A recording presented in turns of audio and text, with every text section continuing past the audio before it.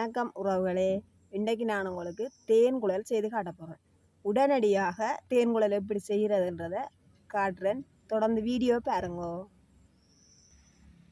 இப்போ நான் தேன் குழலுக்காக 500 கிராம் கோதுமை மா எடுத்துருக்கிறேன். 250 கிராம் சீனி, வெள்ளை சீனி எடுத்துருக்கிறேன்.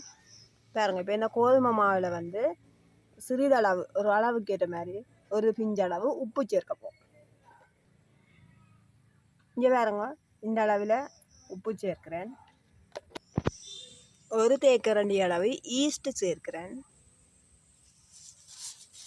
1/4 தேக்கரண்டி அளவு ஃபுட் கலர் சேர்க்கிறேன்.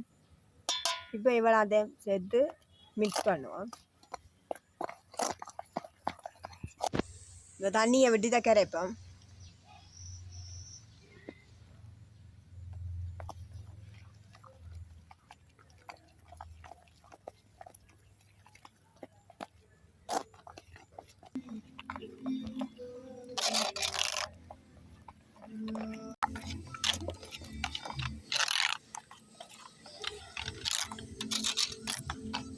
இப்போ பார்த்தீங்கன்னா மாவை நல்லா கரைச்சிட்டோம். ஒரு தோசை மாவுன்ற பதத்தில் கரைச்சா சரி.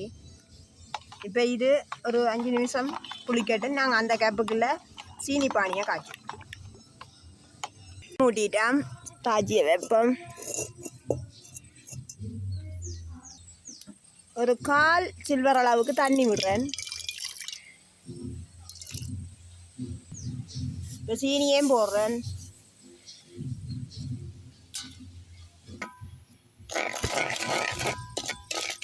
சீனியை அப்படியே கைவிடாமல் கரைப்போம்.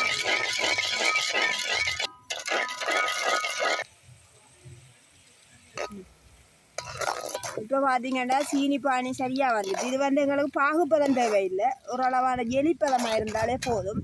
வேற பாருங்க, போட்டு பார்க்குறேன். இந்த பதம் ஓகேயா இருக்கும். இப்போ நாங்கள் இறக்குவோம்.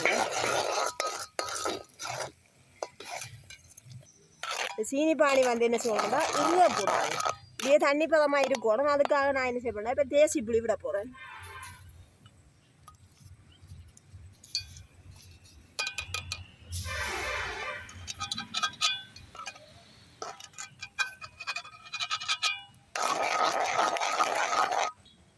தேசி புளியை விட்டு மிக்ஸ் பண்ணி வச்சா கொஞ்சம் நேரம் அப்படியே இருக்கும், இருக்காது சீனி பானி.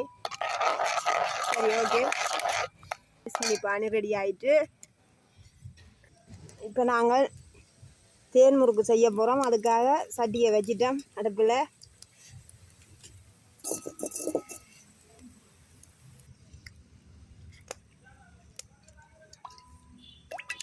இப்போ எண்ணெயை விடுறோம் பாருங்க சட்டியில்.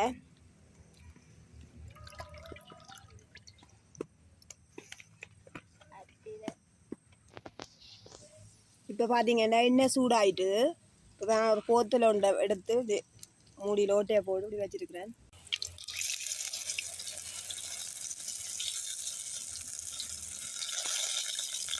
இப்படியே ஊற்றி ஊற்றி நாங்கள் எல்லாத்தையும் பொரிச்சு எடுப்போம்.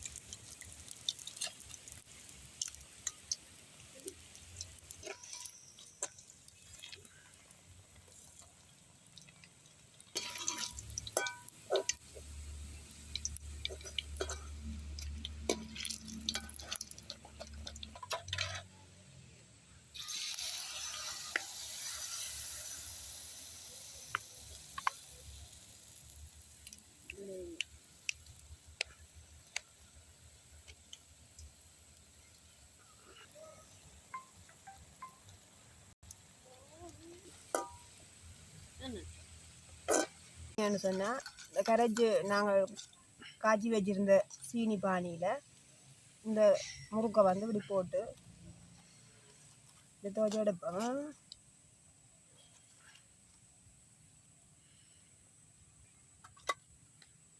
இப்படி எல்லாத்தையும் ஒன்றா நாங்கள் பொரிச்சு வச்சுருக்கிற தேன் குழலை தேனில் போட்டு எடுப்போம்.